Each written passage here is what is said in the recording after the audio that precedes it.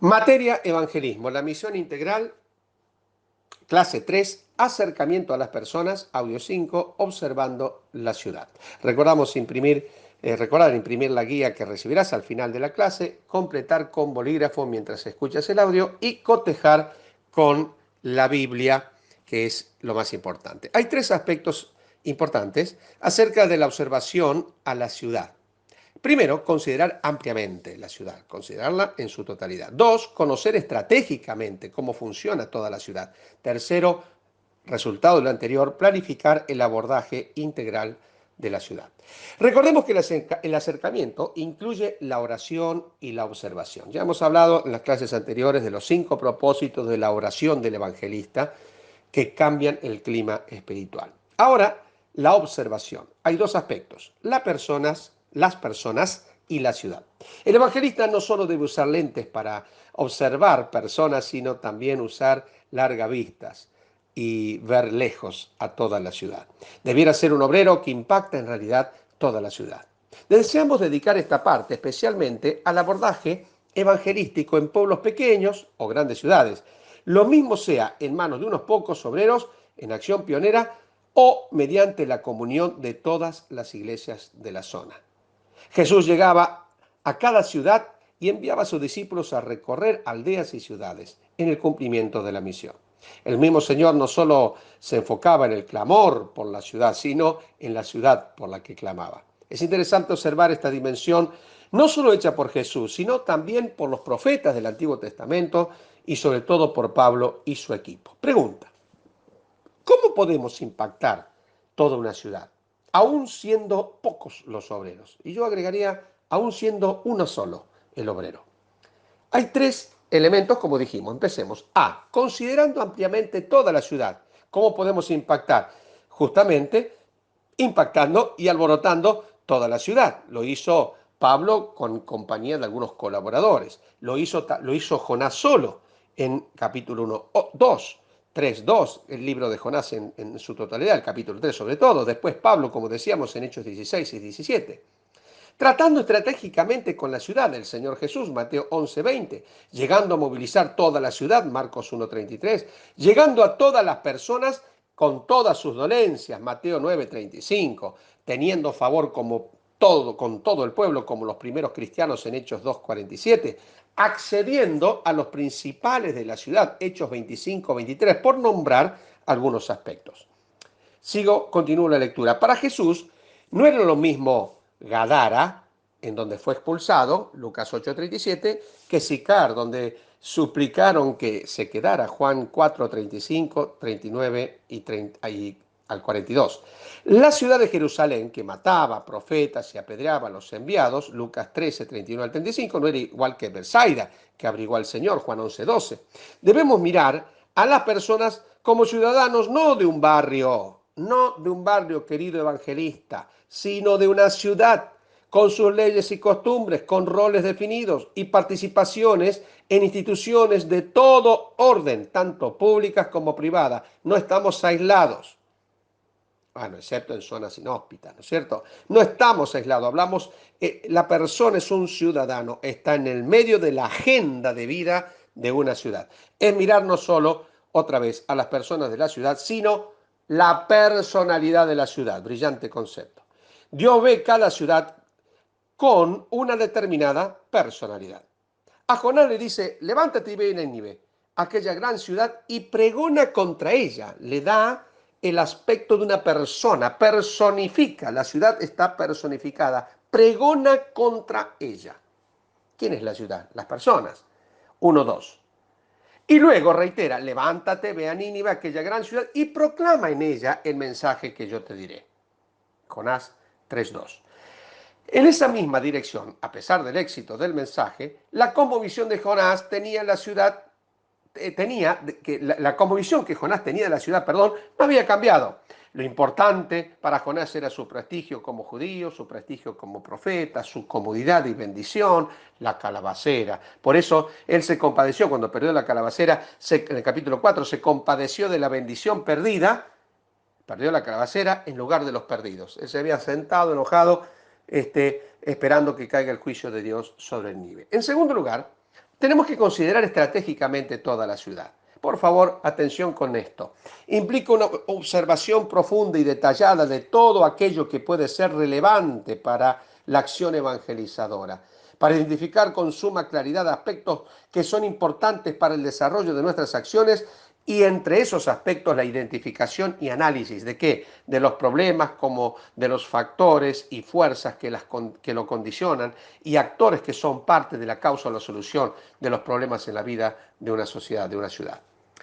Aunque entendemos que el Evangelio no se trata de marketing obviamente, sí hay herramientas actuales que están a la mano para usar en el conocimiento de una ciudad. Compartamos algunas ideas, dos al menos. En primer lugar, el mapa de la ciudad. Un evangelista, insistimos tanto en esto, perdón, cuando queremos alcanzar una ciudad para Cristo, no tenemos que estar pensando irremediablemente de ir con una multitud o concentrar todo en un estadio, con una gran multitud de evangelistas, de propaganda, de publicidad. Este es uno de los aspectos de abordar una ciudad, por cierto, muy importante y que sobre todo en el siglo anterior ha tenido un protagonismo tremendo en ciudades que han sido impactadas por equipos de evangelistas congregando grandes multitudes. Obviamente que se impacta la ciudad, pero una sola persona lo puede hacer. Un solo evangelista puede impactar una ciudad. Claro que sí. Por ejemplo, teniendo en cuenta el mapa de la ciudad, todos los barrios de la ciudad, destacando núcleos de necesidades comunes, actores sociales, municipios, escuelas, cárceles, comercios, geriátricos, ONG, etcétera. Todos los espacios libres y correderas viales en donde se encuentra la mayor cantidad de prójimos. Ahí el evangelista está armando su estrategia urbana teniendo en cuenta toda la ciudad. En cuarto lugar, áreas de resistencia espiritual. Los altares, las mezquitas, los prostíbulos, los bares, paganos, obviamente todos, etcétera. En quinto, medios de comunicación, canales de televisión, radios, diarios, etcétera. 6. Autoridades de la ciudad, intendente, consejo deliberante y otros a nivel provincial. Séptimo, muchas posibilidades. El evangelista se tiene que sentar y conocer inclusive hasta la historia de la ciudad. En segundo lugar, por ejemplo, no solo el mapa de la ciudad, grupos de personas a alcanzar. Hay gráficos y tablas que muestran cómo los factores y condiciones que nos rodean determinan también nuestra manera de vivir. Algunos indicadores generales a tener en cuenta: el sociodemográficos, cantidad de habitantes, grupos de edades, historia, como decíamos hoy, historia del cristianismo en la ciudad, cantidad de cristianos si los hay, el aspecto socioeconómico, el nivel de educación, habitacional, servicios públicos, agua, placas, si las hay o qué existe como necesidad. Esta información puede ser obtenida, por ejemplo, de un censo nacional, como así también de información, encuestas que puedan obtenerse de las instituciones y hoy con el acceso a Internet, obviamente, mucho más. Este conocimiento del perfil requiere un acercamiento a las personas, a las instituciones de la comunidad para comunicarse, hablar con ellos, conocerles. A toda la información obtenida podemos sumar la encuesta a instituciones y familias casa por casa. El objetivo es poder identificar los problemas que nos permiten definir estrategias y formas para bendecir la comunidad. Y por último, planificando el abordaje integral de la ciudad. Una vez que el evangelista estuvo considerando toda la ciudad, se sentó a conocer la ciudad, a pensar, aparte de clamar por ella, mirar todos los aspectos que hemos mencionado y mucho más, ahora planificar un desembarco, un abordaje integral de la ciudad, toda la ciudad. Por ejemplo, el apóstol Pablo, podemos advertir su típico circuito de acercamiento. Él lograba, eran ciudades de 20, 30 mil habitantes, a veces 50 mil, con mucho una gran metrópoli de 100 mil personas. Sin embargo, no había medios, no había un diario que informe la llegada de Pablo. No era famoso. Sin embargo, le impactaba a la ciudad. En la cátedra, como vemos allí, de los sabios, Hechos 17, veamos las porciones en el libro de Hechos. En las salas, en los estadios, pero sin programar. Era el lugar de encuentro espontáneo de la multitud. No es un estadio por publicidad que iba a estar Pablo. Los centros comerciales, las cárceles, en los templos y sinagogas, en las playas, escuelas públicas, como pasó ahí en Hechos 19, en los palacios de los reyes, en los caminos en el yendo de cada día, en los barcos, en las calles, con tempestad, en calma, en las casas, principalmente una cantidad de casas que se mencionan en el Nuevo Testamento. Dos premisas claves. No que las personas vengan atraídas por un programa, sino ir con un programa a donde las personas están. Querido evangelista, esta es la performance de la acción misionera paulina. Pablo no se desesperaba por congregar multitudes. Es más, está claro que Apolos tenía un discurso atractivo, una retórica atractiva que Pablo no tenía. Su fuerte no era, si tuviera hoy, el micrófono, indudablemente que no era su fuerte. No es que las personas vengan atraídas por un programa, sino es ir con un programa a donde las personas están. Veamos bien la diferencia. Segundo, no congregar a todas las personas en un lugar para que uno solo predique a todos. Y lo único que hago es ser un invitador. Sino ir a donde ya están congregadas las personas y que todos empecemos a predicar. ¿Por qué no lo vemos de esa manera? En una corredera pública, en una peatonal, en una costanera al lado de un lago, lo que sea, cientos y miles de personas pasan en la salida de un metro, aunque pasen personas y pasen apuradas.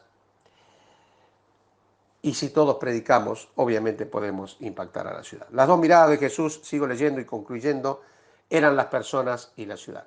Su observación estaba en el Padre, Juan 8, 28 y 29, y en la ciudad de Juan 2, 23 al 25. Por eso, antes de iniciar sus proyectos, pasaba tiempo en oración, pues necesitaba no perder la visión celestial, pero tiempo con los hombres, pues no quería perder la visión del hombre. Jesús, como observador de las ciudades, oraba y caminaba.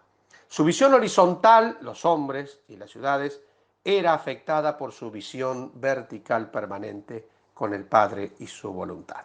Por eso, la conclusión, hay tres aspectos importantes acerca de la observación a las ciudades. Uno, considerar ampliamente la ciudad. Dos, conocer estratégicamente toda la ciudad. Y tres, planificar el abordaje integral de la ciudad. Concluyo con una breve anécdota. Yo tuve la oportunidad de hablar con uno de estos hermanos a quien siempre admiré, que congrega multitudes hasta el día de hoy. En realidad no es él, es todo un equipo de trabajo en todo el mundo. Y él me decía, Guillermo, me dijo en una ocasión, si querés impactar tu barrio, hacelo con tu iglesia. Pero si querés impactar toda la ciudad, se tienen que unir todas las iglesias para impactar. Eso es una gran verdad. Claro, una gran verdad basada en el concepto de congregar multitudes.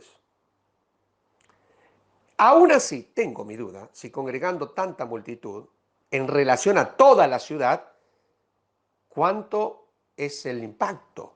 ¿Verdad? Porque si en nuestra ciudad de Santa Fe, hablando de 600.000 personas, yo junto 20.000 personas, que sería un acto formidable, hoy creo que inalcanzable para las iglesias de Santa Fe, me parece, al menos al momento, yo creo que organizando podríamos lograrlo, 20.000, 50.000, pregunta, ¿pueden 50.000 personas con el rechazo de los medios hoy de publicación, podríamos impactar toda la ciudad que somos 600.000? Querido evangelista, la realidad es que la Biblia dice que una sola persona puede hacer una obra que parece pequeña, pero que puede tener un impacto en toda la ciudad. Y yo quiero animarte, y quiero animar a los evangelistas, a pensar en esta estrategia. Pero para eso hay que tener ojos de toda la ciudad, no solamente de una casa o de un barrio.